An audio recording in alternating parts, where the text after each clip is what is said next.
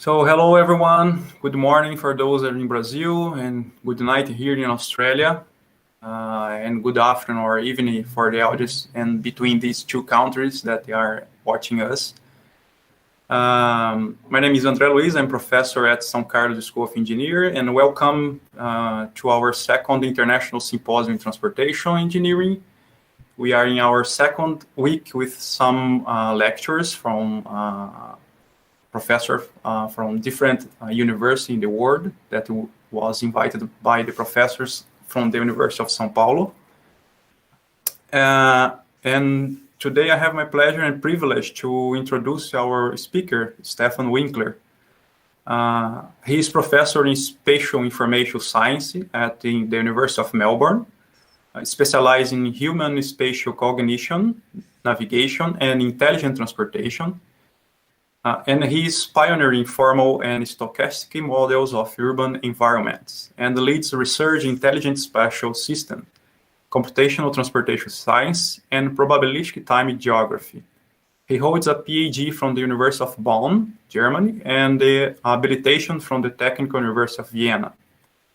Currently, he is also the deputy head of the academic part of the Department of Infrastructure Engineer in Melbourne. And today we have a pleasure for his time here with us to share your experience in transportation engineering. And for the audience, thank you everyone to join us today. And please write down your questions on the YouTube chat, because after the presentation, we will grab some questions to the end, and then enjoy the lecture with Stephan. So, Stephan, the microphone is yours. Thank you so much for your time with us. Thank you. Well, let me switch to the slides then. Welcome, everybody, and good morning to this early hour for you. For me, it's late evening, but it's a pleasure and a real honor to be invited to give this talk. I chose the title Ridesharing Opportunities. You can see the direction of my talk already going into, well, probably the future rather than the present. But I have structured my talk in two parts. The first part will be more conceptual and big picture. And in the second part, I will talk about samples from the research of my PhD students. I think that I will leave enough time for a discussion afterwards, since I can't take your questions in between. It's quite a one-directed, unidirected communication channel, this one. Well, I was prepared to introduce myself, but Andre did all that already. Can skip my first slide. Perhaps I say a couple of words to the place where I'm coming from, because that is to a part shaping my interests and my research.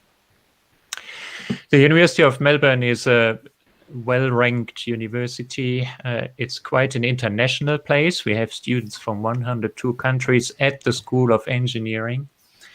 We have plenty of postgraduate students at the university, not so many undergraduate students.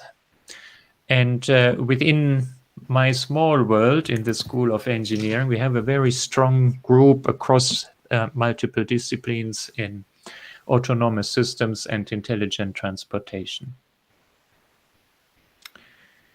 The place where I am located, Melbourne, is not so old. Well, in fact, we have a shared history, Brazil and Australia, in the sense that it has been colonized a couple of years ago. 200.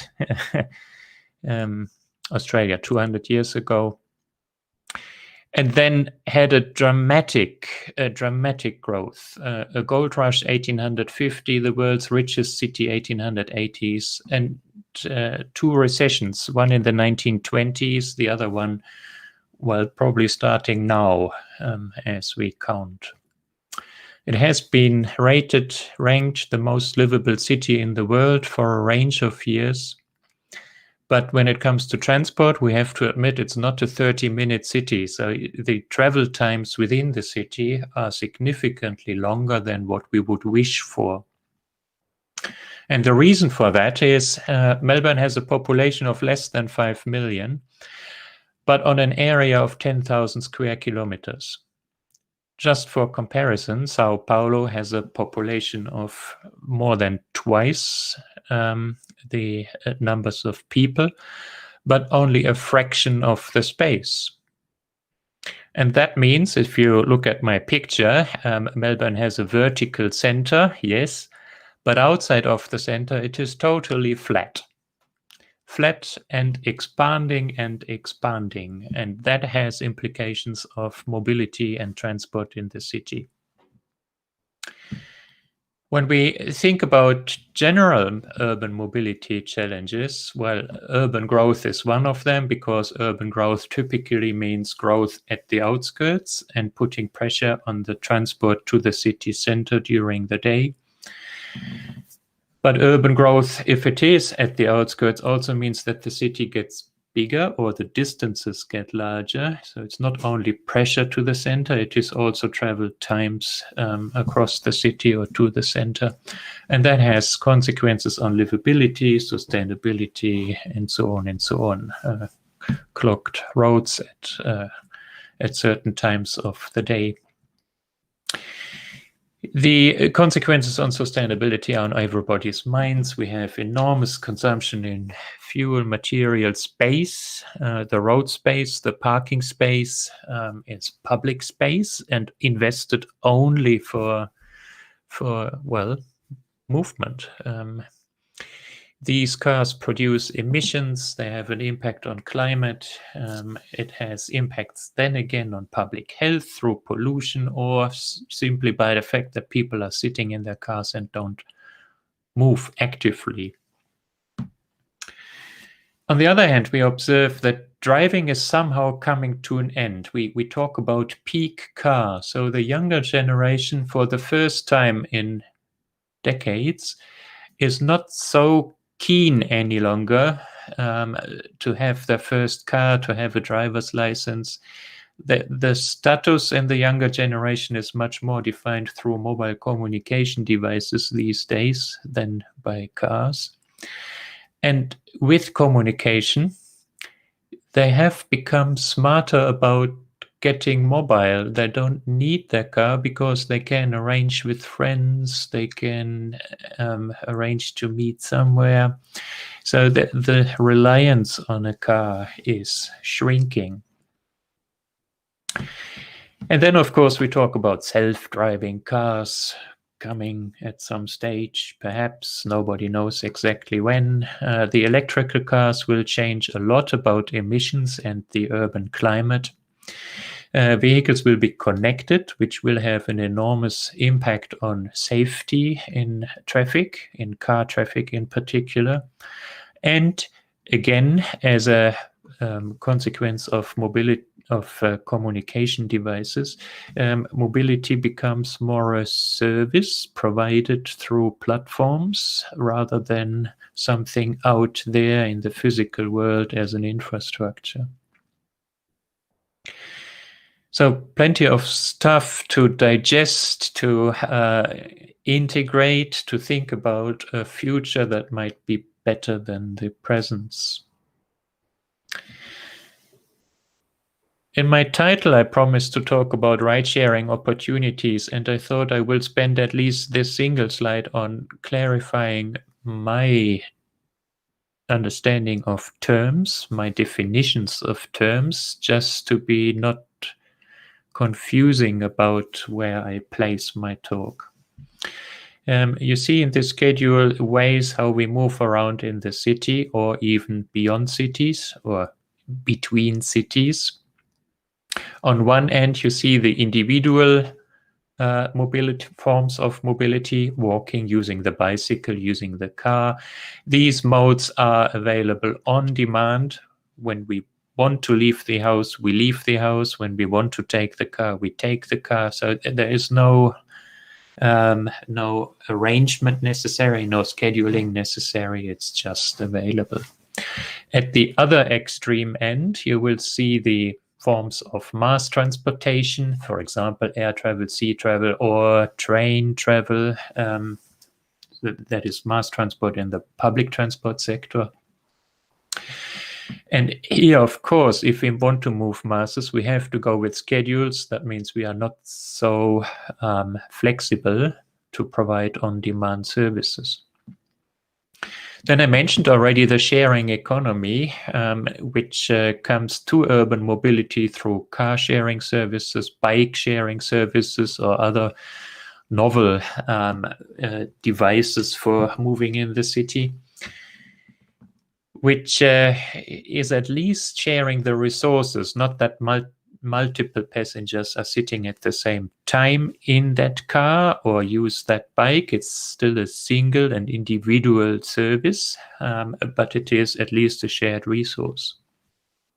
And then on the other end, we have the taxi services and the ride-hailing services, again shared, but here shared with a driver. So we speak of passengers that use a taxi or passengers that hail a ride, where ride-hailing and taxi services are fundamentally the same, except that ride-hailing is operating outside of the regulated taxi sector. And then more in the middle, we have the sharing of these resources, a shared taxi where we have multiple passengers and passengers not necessarily starting from the same point or going to the same point. Or we can have pooled ride-hailing services. Uber Pool is a prominent example. We also can have something that I call here ad hoc ride sharing, and I distinguish ride sharing from ride hailing because ride hailing, as I mentioned before, is a commercial taxi-like service, a professional driver that has no other purpose or interest than to transport a passenger for money from the passenger's start to the passenger's destination. A ride sharing service, in contrast, is a service where the driver has an interest of using his or her car to go from A to B. And if there's somebody else around that wants to participate in that trip, that wants to have a share of that trip, then they can join interests. It's more complicated if you think about it, because here two people have to negotiate and to come to a compromise of their individual goals before they enter into a contract and travel together.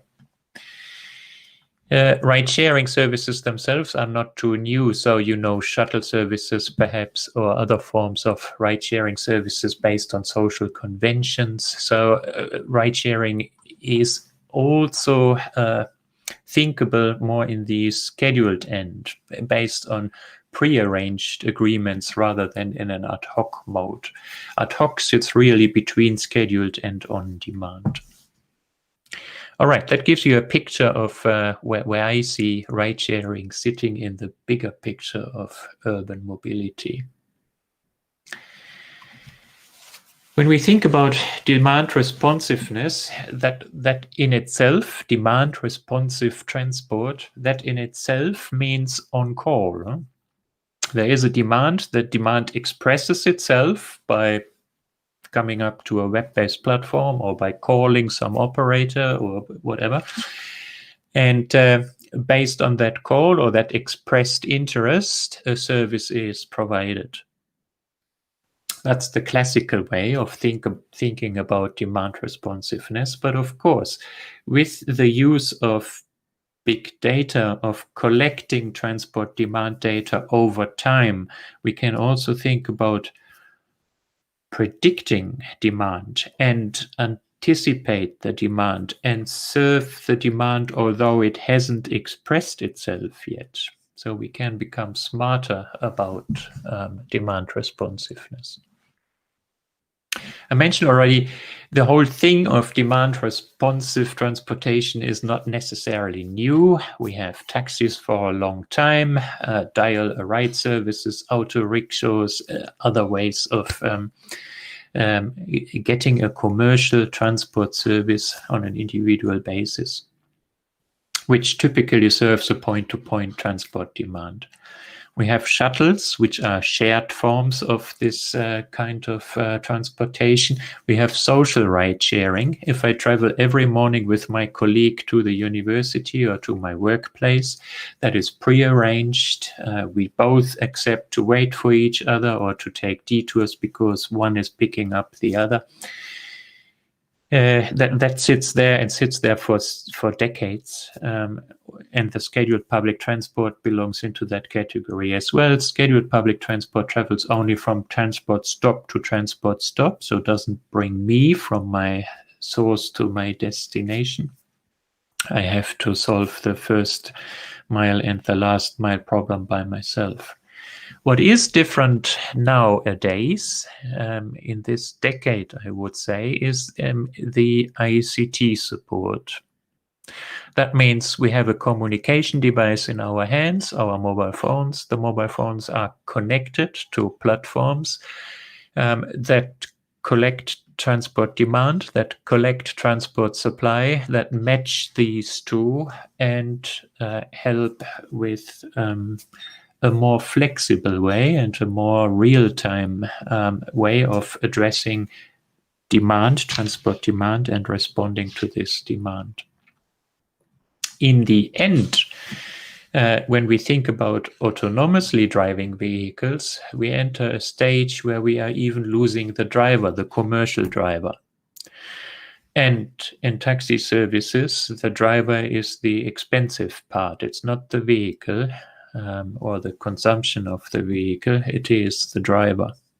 So if the driver goes away as a cost factor, and we have demand responsive services provided by digital infrastructure, then we have unprecedented cost levels for individual forms of transportation.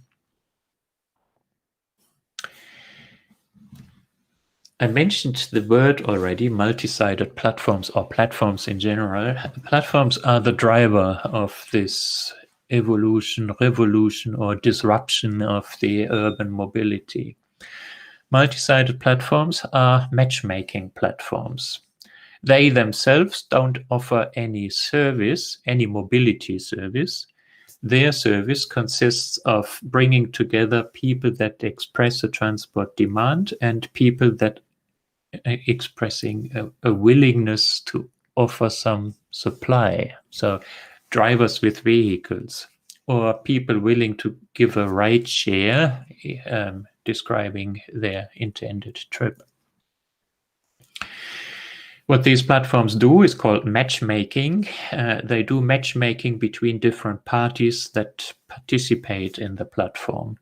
And that is a tricky business if you think about it. On the one hand, the passengers are looking for some service guarantees. They want to travel to their destination in a reasonable time frame, arriving before a specified time, etc., etc. But if the services are shared, really shared, then there might be other passengers coming on board. That gives compromises in the route planning, means detours, and could prolong the trip for a while as not foreseen. So giving service guarantees is a tricky business for these matchmaking platforms. On the other hand, the providers have a strong interest of, well, coming to their income. That means they have to get some incentives as well. And of course, if they pick up more passengers, they do get more income, which means that the interests of the providers and the interests of the passengers are diametrically opposite. One is looking for a faster trip, a one-to-one, one-point-to-one-point transportation. The other one is looking to get their car or their vehicle filled as much as possible. And to match these contradicting interests, there are structures built into the multi-sided platforms that play with the pricing. Pricing in multi-sided platforms is dynamic. meaning that if there is more demand than supply, then the prices go up because that brings more drivers into the market.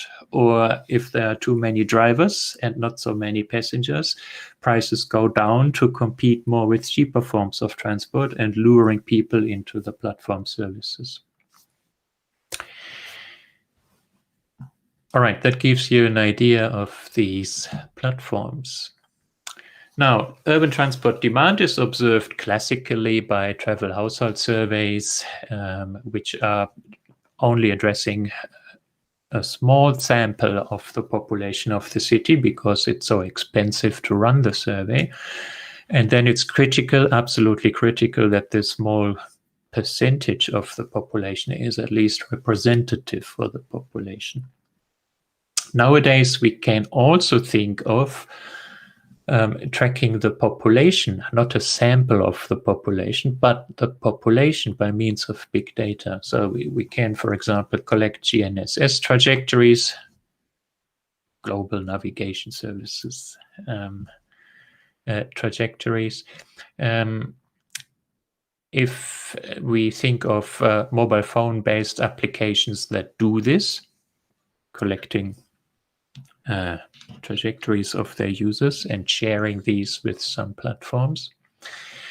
We can think of smart cards collecting data about their users and their mobility, or platform requests. If I look up at a public transport's provider's homepage, a certain trip, that indicates that I have an interest to travel from A to B as specified. It's also possible to have in the city sensors in a distributed manner that captures somehow the traffic and allows to reconstruct from traffic counts the traffic flow and therefore learn about travel demand indirectly.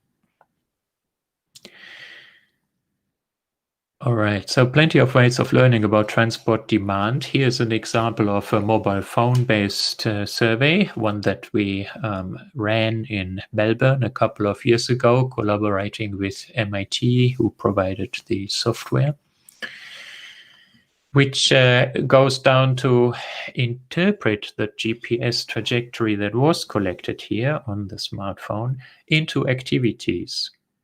So the software was smart enough to take a GPS trajectory and be able to see, well, a portion was stationary, the person was visiting a cafe or waiting at a bus stop at that time, etc. Or this piece was not stationary, but traveling with a speed that indicates that it was probably a walking mode, and so on and so on. And that gave us a list of activities through the whole day in relatively fine granularity.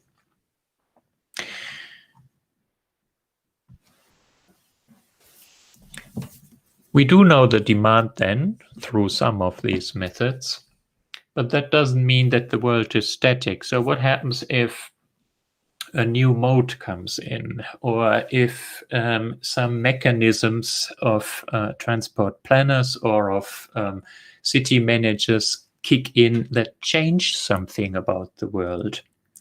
How would the citizenship of the city react to that and respond to that?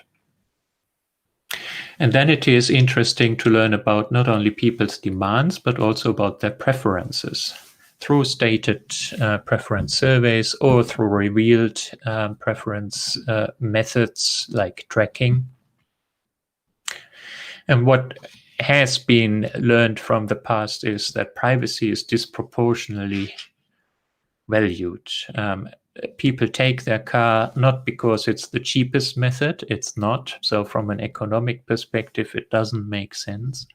But it is the comfort, the privacy, the safety, etc. that is attached to the car that makes it so preferred or dominant in our urban mobility. And then there are, of course, plenty of market distortions in the game when it comes to urban mobility. Subsidies for public transport, tax-paid infrastructure, the roads are free mostly. Although we talk about congestion charges in city centers in some cities, parking charges, or as I mentioned, for the platforms, for the matchmaking platforms, below cost offerings sometimes that distort the market as well.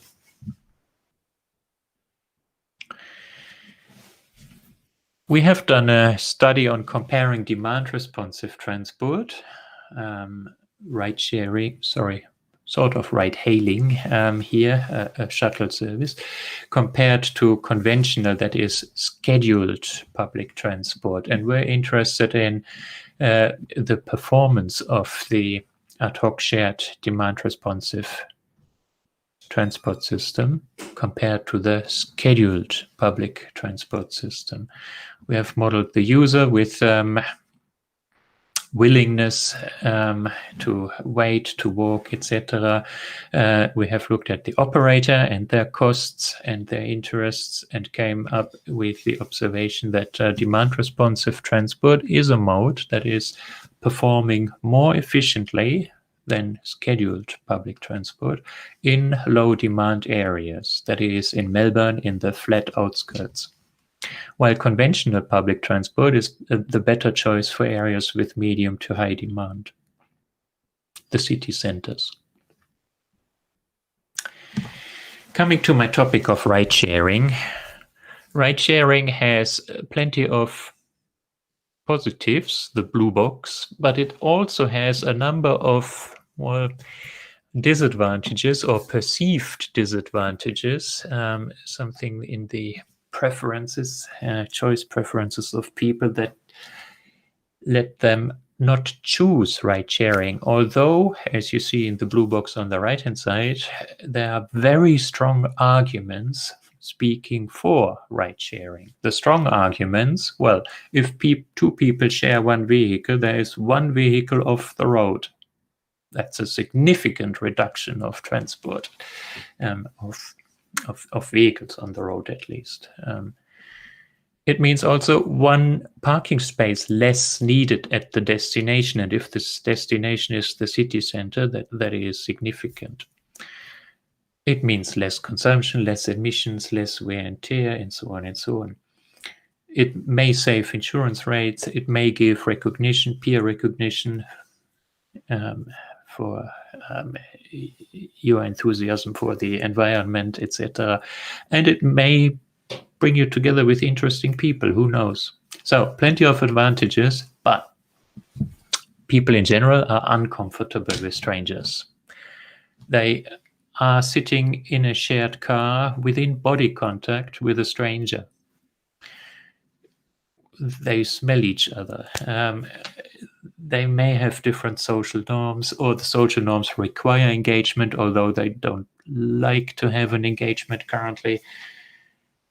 They reveal where they are coming from or going to. We call that location privacy. They might not feel comfortable to tell another person where they live, or that they are now leaving their home, or other things. They might not trust their neighbor in the vehicle, or they might not trust the intentions of this person. And the passenger gives up control, some control. And they are dependent on the driver and their driving style, or their punctuality, or their knowledge of the city.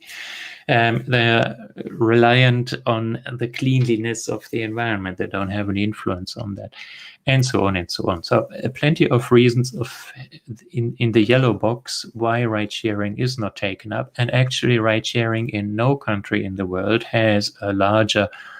forms a larger factor in urban mobility. Surprisingly, if you look at the positive sides, but it can be explained by all these negative things. And that made us think, how can ride-sharing be made more attractive? And we came up with a number of ideas. The first was, if you replace cars by self-driving vehicles, that means getting rid of the driver, which means there is not this immediate relationship with a person people are relying to, or if it is a shuttle and therefore a shared ride-sharing services, there might be other people around, but these other people are also passengers, peers. So not forming this dependency relationship. We were also interested in looking at forming social networks. So if people meet through ride-sharing other people, and if they are happy, if they are satisfied with the service or with the person, they prefer to travel with them again over other ones. That might help with trust. There are more ideas on this list. I will come to them in detail on the following slides, so I don't need to talk through all of them here. But it gives you an idea that we were trying to undermine or to attack all the issues that were in the yellow box on the previous slide. So here was the first idea that we realized. Typically, a ride-sharing trip or a demand-responsive form of transport specifies start and destination, a trip, and then it is looking around for somebody who travels in that direction and can be pick up and bring me to my destination. That is trip-based ride-sharing, and it is the standard assumption in ride-sharing. But what if we think of trips that are guided by activities and not by destinations? For example, if there is a person that wants to travel here from A, the home, to C, the workplace, and in between do some grocery shopping or grab a coffee or whatever the activity at the location B is. That is an activity that could be done in many places. It doesn't have to be B. It could be any other place that offers the same activity. And there might be plenty around. And some of these red circles are actually within my space-time budget. So I could actually travel to any of the red circles within my ellipse here, my space-time budget, and still reach within an acceptable time my workplace C. So that gives a filter by time geography. And then I find that there is actually a ride-sharing service offered by a person traveling to D, and that person could easily make a very small detour to bring me to another place, not B, but a place where I do get my coffee or my grocery shopping done, and still be able to travel to C within my time budget.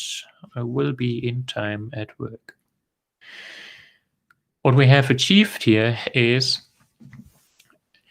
that by widening my intermediary destinations, not trip-based but activity-based, I have created many more options for my trip. And with these many more options, I do find services which I might have found more difficult in a more limited way if I would have stuck or insisted on my trip-based trip. So what we do get is higher matching rates than trip-based ride sharing, significantly higher matching rates. The other idea that we had was a preference for matching with friends instead of strangers. So if in this pool of offered ride-sharing services, a couple of them are coming from friends, and if I would prefer to travel with these friends before I pick up a trip with a stranger, that can mean two things. It can mean that with friends, I might have a higher tolerance for detours or for waiting times. But because I trust them more, I might be more willing to do ride-sharing in the first instance. On the other hand, because I'm more selective, it might also mean that there is a lower uptake, so that people decide, well, if there are only so few options for me, I give up with ride-sharing and pick public transport.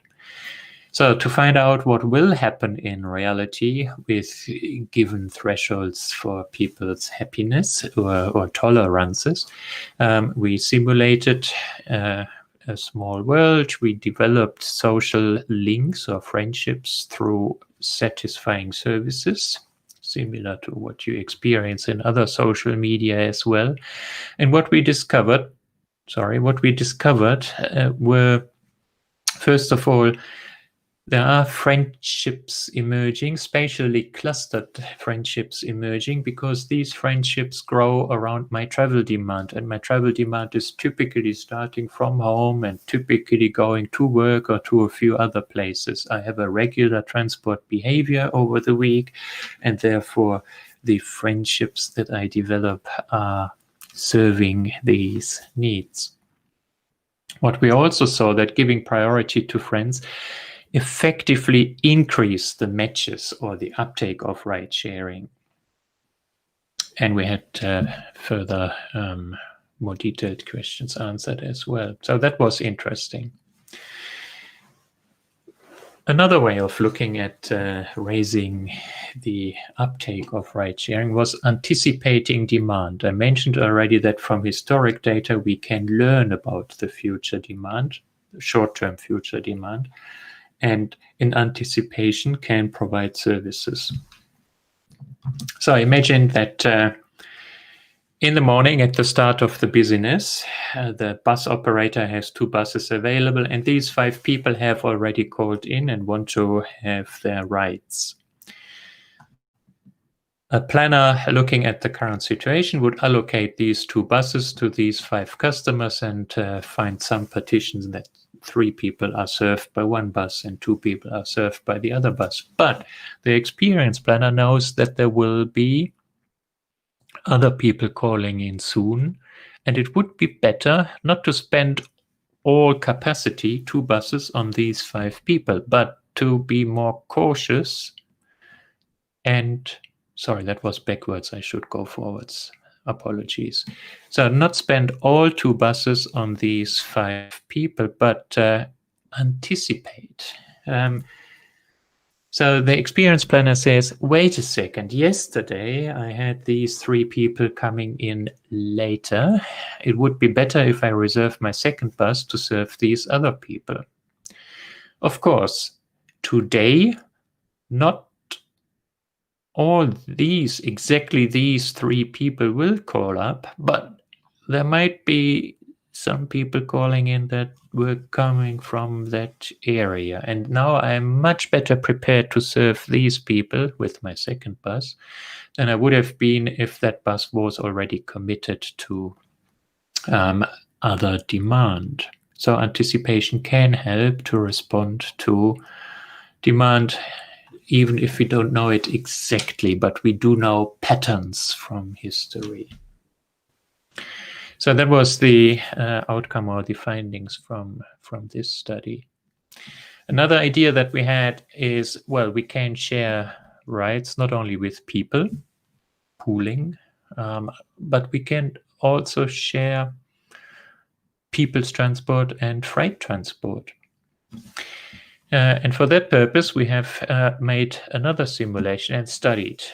If we have the traditional case as a baseline of a taxi serving the people and shop-specific vans for the delivery of my pizza here,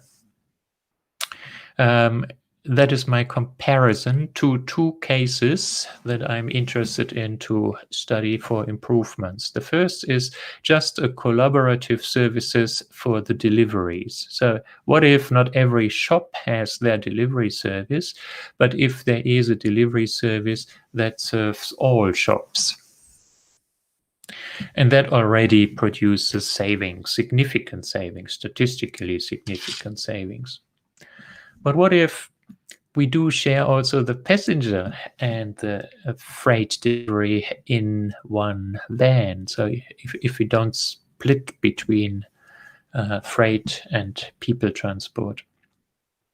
And that, again, significantly improved the savings, so less detours, less waiting time, just because we had much more capacity for matchmaking on the road.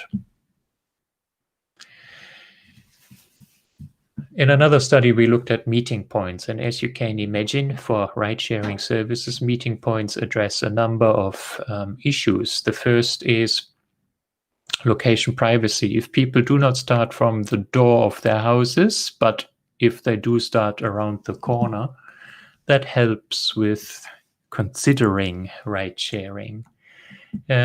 Further, if they come from different houses and meet at a starting point, that would increase the numbers of users for a vehicle or form a pool, so it's becoming cheaper. Also, because the vehicle doesn't have to pick up people at their homes, the vehicle does make less detours and becomes faster. And finally, well, this mode promotes some walking, so active transport, and therefore is good for your health. So plenty of positive things to say about meeting points. We tested it, and as expected, if you look at the statistics of comparing meeting points, the blue lines, with door-to-door transport, we have less total kilometers traveled, the vehicles saved kilometers. And we needed less vehicles because we could group people and we could form pooled forms of transportation. Another idea was not looking at the services as such, but at the way how we communicate these services to users. If you ever have used the Uber app or one of the competitors, I'm not specific here, it's a screen, a map that shows you on the screen where the vehicles are currently traveling that are available. That is, if you think about it, interesting, but it is not what you want to know. You're not interested in where the vehicle is, you want to know where you have chances to be picked up. And therefore we were thinking of alternative views, map views of helping people to make smart decisions, how to interact with these ride-sharing services. So the first idea was, let's show on a map which areas are served or well served by these ride-sharing services. That means the person could walk to these places. Secondly, we can improve that and even say something about the capacity and show where are high chances to get a pickup, where are lower chances, or if that person is not a single person but a whole family, where that family should go to. And finally, we could link that visualization with pricing and say where it's cheap or where it's expensive to wait for a ride-sharing service under current conditions, and so on. So playing with the visualization in the communication chain with users. And finally, we had the idea whether we can link ride-sharing with parking. So since parking in the city center is so expensive and so high in demand, and since ride-sharing the whole way is so unattractive for people, could there be a compromise such that people can use their private cars to some satellite parking places near the city center, but not in the city center, and use ride-sharing only for their last mile? That was the idea.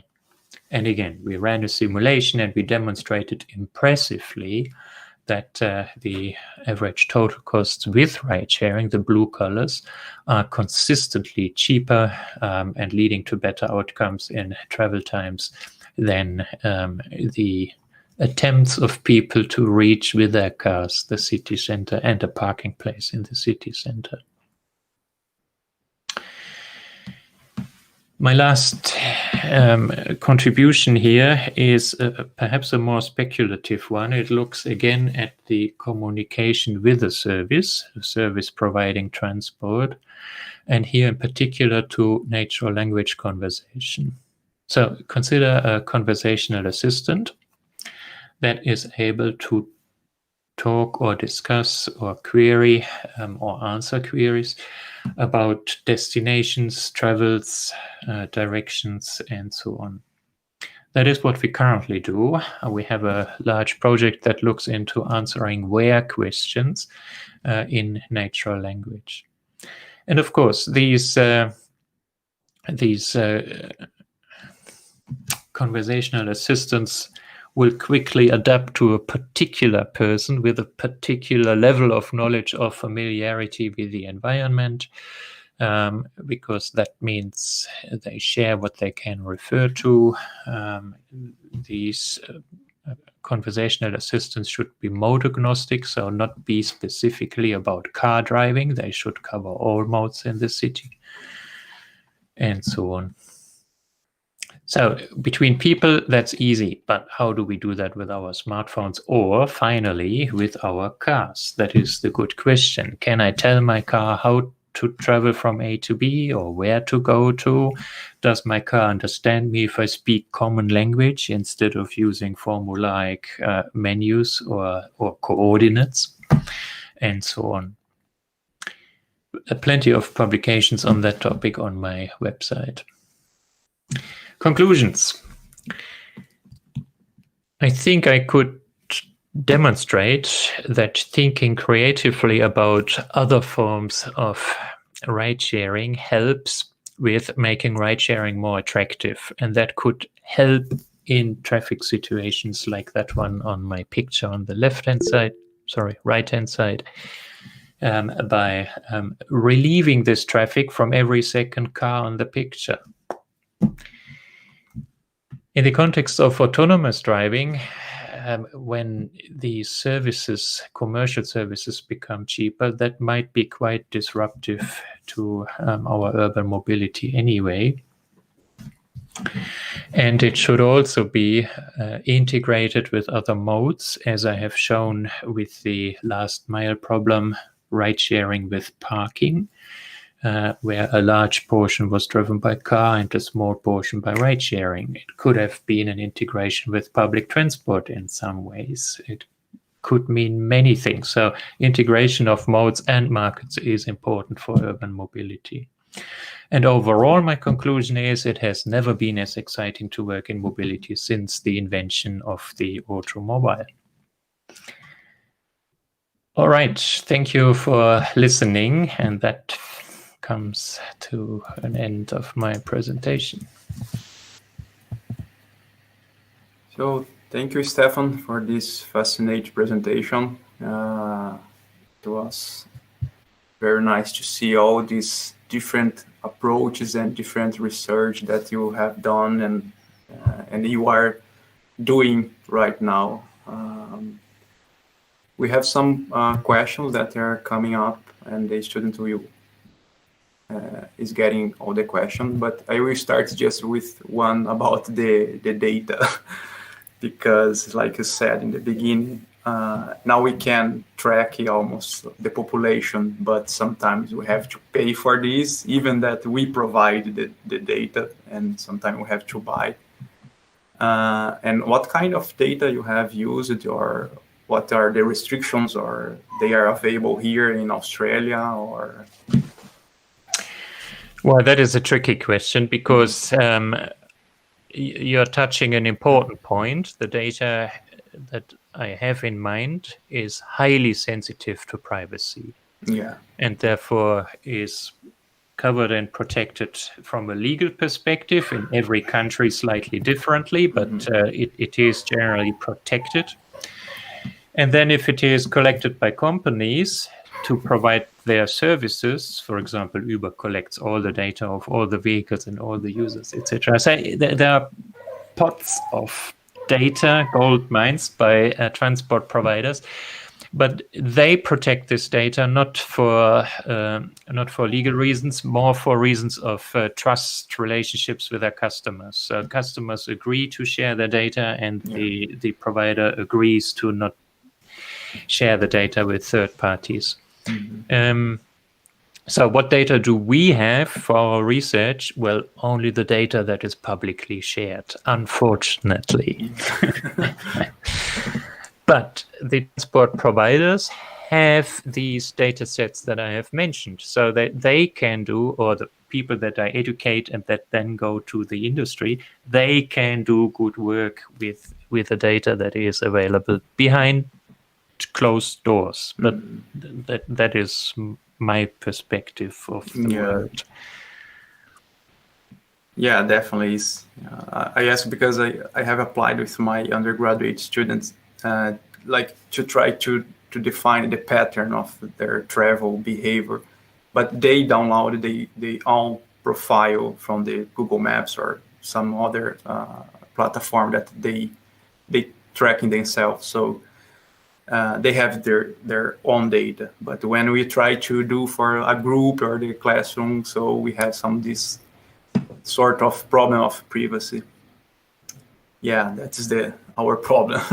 And Yeah, but sometimes if you sometimes the public data is just aggregate, and then we need some more disaggregated data.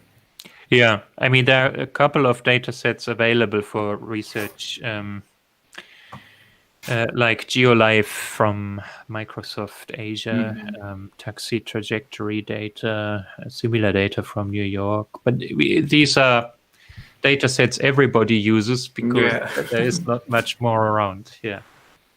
Yeah, good. So we have some question here from Samuel Marks, and he asks, very good presentation. First, in the context of a pandemic, people tend to choose ride-sharing option over public transport. Do you believe that as ride-sharing demand increases, the number of vehicles can also increase in such a way that ride-sharing starts to become a problem and not a solution?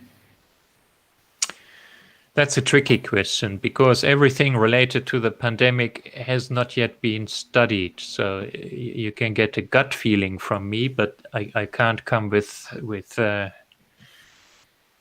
any evidence in forms of numbers. First, I would say public transport, if it's not crowded, allows people to keep more physical distance from each other than sharing a private vehicle. So before I would share a vehicle with a stranger, I would probably pick public transport. On the other hand, if I do ride sharing with my trusted networks of friends, that might be a very different story. Then the trust to the friends is higher than the trust to the public transport. So it is a tricky question, and sorry, I don't have a better answer than that. Another question from Cassiano Isler. Thank you, Professor Stephan, for the interesting presentation. What are the challenges to the multi-sided platform becoming a mass platform? Is Australia heading towards this integrated system? All right. I think developments in the area of mobility as a service or integrating mobility platforms under one roof are driven by the commercial industry more than by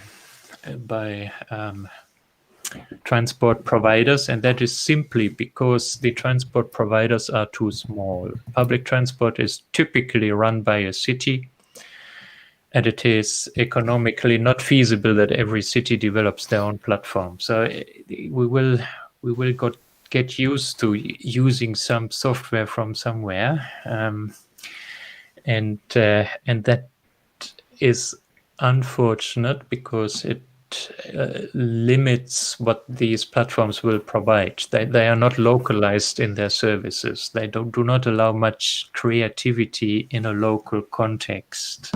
They do not give automatically full freedom to set up a service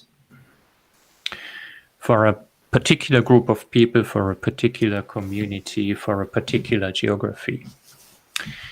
But having said that, there have been early implementations of mobility as a service platforms in some cities. Most of them were not successful, and they were not successful because of a lack of clients. They didn't manage to get through to critical mass.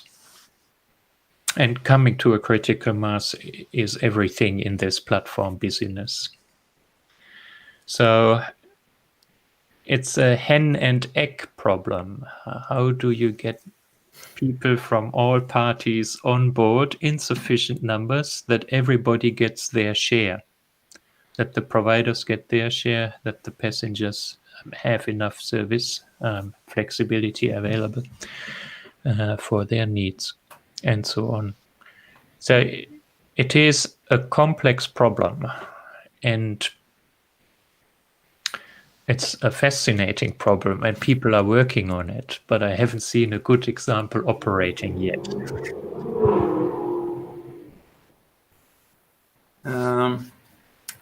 Another question from Flavio Vaz. Do you believe that COVID-19 pandemic will leave a negative behavior legacy in ride-sharing travels? Yeah, that's a good question. Since ride-sharing in numbers in our urban mobility does not play yet a big role, and where it does, it is more the socially induced ride-sharing with friends. I don't think that we see much change here. But what we can observe already is that car-sharing companies have a challenge because people hesitate to pick up a car that has been used by somebody else before. So yes, I do think that all forms of transport where people have to share space or have to share equipment will be treated with hesitance, some hesitance in the near future. Another question from Samuel. Is anticipating demand already being used in Australia? Sorry, which demand? What was the question? Is anticipating demand already used in Australia? In this generality, the question is a tricky one. If you think about it, a scheduled form of mass transport is operating with anticipating demand. So the city is offering a train service at 7:55 because there was yesterday demand, there was the day before demand, therefore there will be demand today. So schedules are an expression of anticipation. In my specific slide or idea, anticipation was related to the trip planning of an individual vehicle that has a taxi-like or a pooled taxi-like function in urban mobility. And that is more difficult. More difficult because the operator, first of all, needs to collect the data and then to interpret that data in an optimal or best possible way. Is it used already? Well, talking to taxi drivers, they follow their hunches where they expect they get a ride in the near future, but that is human experience. It's not a smart system. It's not software that does it.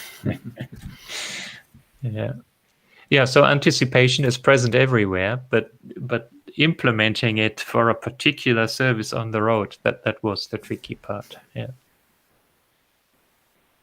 So we have more two questions. Leandro asks, do you think that self-driving vehicles will change the way we think about ride hailing? For instance, we are always worried about letting a child travel by itself. Would a fully autonomous vehicle change our perspective about that? I think autonomously driving vehicles will change a lot of urban mobility. First of all, it will totally change the pricing of individual mobility in the city.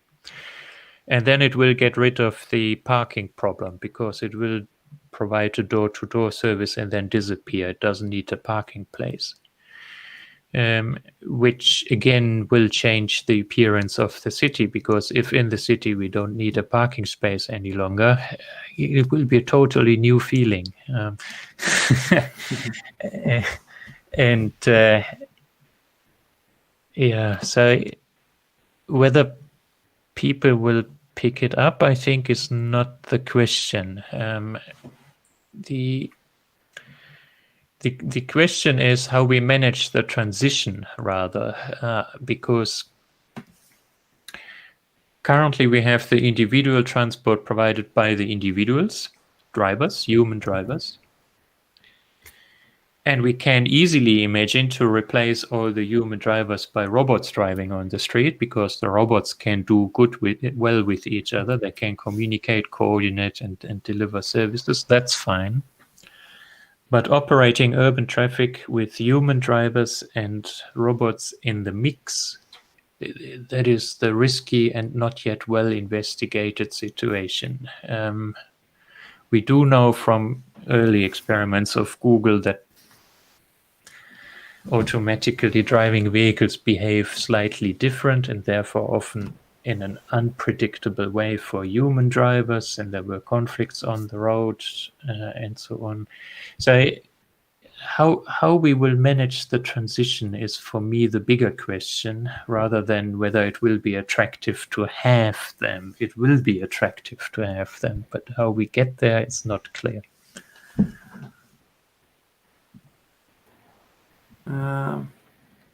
Another question from Bruno Gonzalez. Do you think that data pre-COVID can still be used to forecast demand?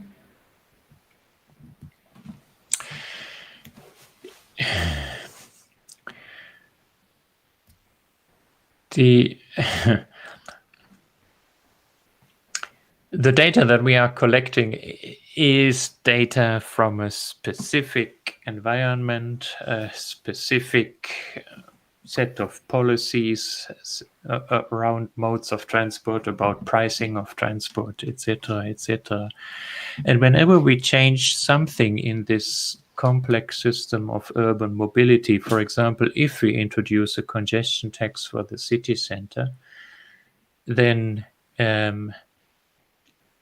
it's difficult or impossible to learn from the past what the future will look like, because there was a disruption in the system and the future will look different and is intended to look differently, because the city had intentions with introducing the congestion tax. The future should look different. The constant playing of transport managers with a complex system and trying to influence it in ways that we have a functioning urban mobility system means that predicting demand, anticipating demand, is probably more difficult than I have described in my slide. In my slide, it was a stable system where we could use history to predict the future. But the system is actually not stable if you think about it. We have another question from André Morelli. Is it possible that reducing costs to user by introducing self-driving cars may increase the distance people are willing to permute and cause urban sprawl, offsetting benefit of ride sharing? Well, yes, in short. It has always been that if a mode of transport became cheaper, then the demand increased. We see that when we build a new street or a new bridge or any piece of infrastructure is faster congested than it is built. So if something is there, it will be taken.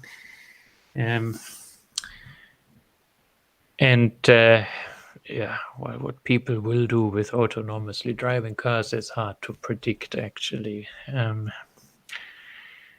But if for a society the consequences are too negative, then it is up to the society to regulate that form of transport. Or increase fares or whatever to make it acceptable for the community. Yeah. And the last question from Eric Tokuda, regarding the slide you showed about present in the Uber's good place to wait for a ride, what would be the impacts?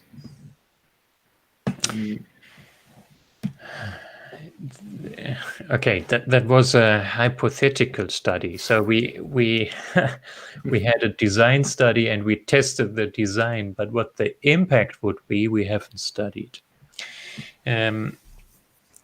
The intention of alternative forms of